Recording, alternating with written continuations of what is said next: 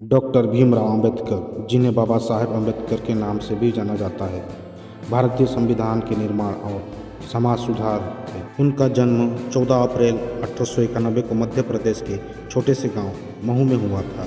वे महर जाति से थे, जो उस समय भारत में एक अछूत मानी जाती थी। उनका जीवन की यात्रा कठिनाई और संघर्ष से भरी हुई थी, लेकिन उनके दृढ़ संकल्प और शिक्षा के प्रति समर्पण ने उन्हें इतिहास के महानतम नेताओं में से एक बना दिया। बचपन से ही अंबेडकर को सामाजिक भेदभाव का सामना करना पड़ा।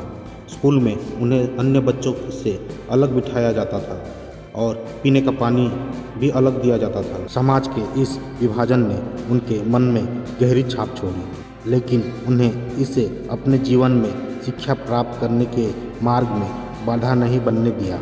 अंबेडकर के पिता ने उन्हें शिक्षा के महत्व को समझाया और उनकी मां ने उन्हें हमेशा संघर्ष करने के लिए प्रेरणा दी। अंबेडकर ने अपनी प्रारंभिक शिक्षा सातारा में पूरी की और इसके बाद उन्होंने बॉम्बे विश्वविद्यालय से अर्थशास्त्र और राजनीति शास्त्र में डिग्री हासिल की। उनकी शिक्षा की प्यास इतनी थी कि उन्हें विदेश जाकर पढ़ाई करने का निर्माण किया। उन्हें महाराज गायकवाड़ द्वारा छात्रवृत्ति प्रदान की गई, जिससे वे अमेरिका के कोलंबिया विश्वविद्यालय में पढ़ाई करने गए।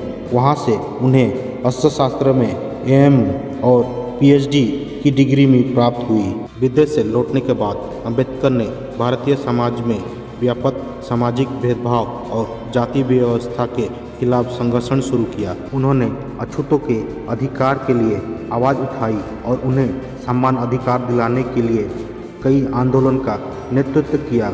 उन्होंने बहिष्कृत भारत, मुकनायक और समता जैसे पत्रिकाओं के माध्यम से समाज के दबे कुचले वर्ग की आवाज़ को बुलंद किया। 1930 के दशक में अंबेडकर ने अछूत के लिए पानी के सार्वजनिक संसाधनों और मंदिरों में प्रवेश के अधिकार के लिए संघर्ष किया। उनका मानना था कि जब तक अछूत को सामाजिक और धार्मिक समानता नहीं मिलेगी, तब तक स्वतंत्रता का कोई अर्थ नहीं होगा। 1947 में भारत के स्वतंत्र होने के बाद अंबेडकर को स्वतंत्र भारत का पहला कानून मंत्री नियुक्त किया गया।